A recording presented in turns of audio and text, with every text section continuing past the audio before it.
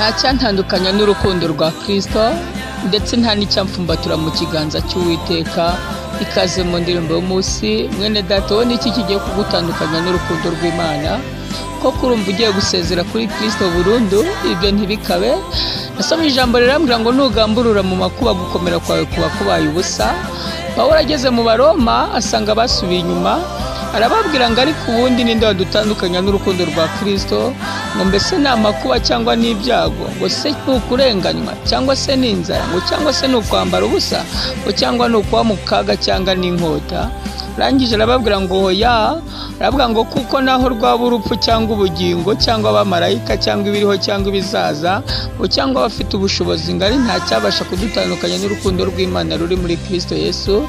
Nawe ndakwinginga muri Kristo Yesu we gutandukana n'urukundo rw'Imana, ahubwo womatane nayo maze zakugirira neza. Imana iguhe umugisha, yongere ikugarukire kandi ikugirire neza mu izina rya Yesu, amen.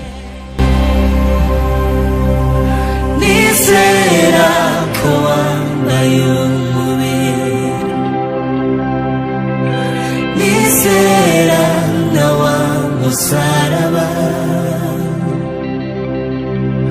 jambo w'Imana furufurubi, ntiwatinda mumva maze urazuka, byose ku bwanjye.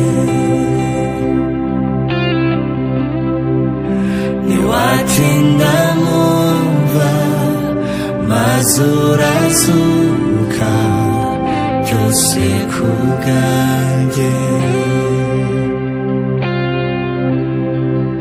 Ntiwatinda mumva maze urazuka, byose ku bwanjye.